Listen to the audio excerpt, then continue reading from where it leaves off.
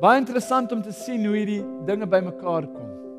As jy Openbaring lees en jy lees van die 3 engele en dan 'n tweede engel wat weer kom in Openbaring 18, dan word dit al hoe duideliker en duideliker en duideliker. Ek het 'n ander stem uit die hemel hoor sê, gaan uit haar uit my volk, sodat julle nie gemeenskap met haar sondes mag hê en van haar pla ontvang nie.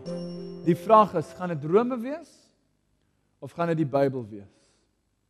En as jy besluit om die Bybel te volg, wie ook al jy is, sê maar jy is by die huis of jy in die kar luister, miskien sit jy by die werk. As jy besluit maak om die Sabbat te hou, begin om die seëninge van die Sabbatonderhouding hierdie komende Vrydag aan te hou wanneer die son sak. Begin dit, toets dit net vir 24 uur om saam met die Here in 'n vars oomblik te hê. 'n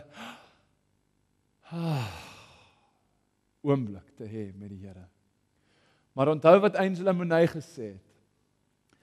Die wat gedans het, die ander het gedink hulle is mal. Die wat nie die musiek gehoor het nie, het gedink die wat gedans het is mal.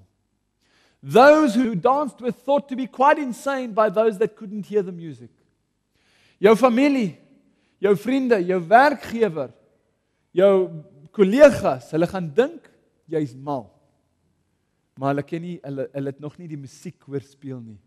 Die Here roep sy mense, een vir een. Soms 'n man en dan later sy vrou, soms 'n vrou en later 'n man. Maar elkeen word op hulle eie uitgeroep.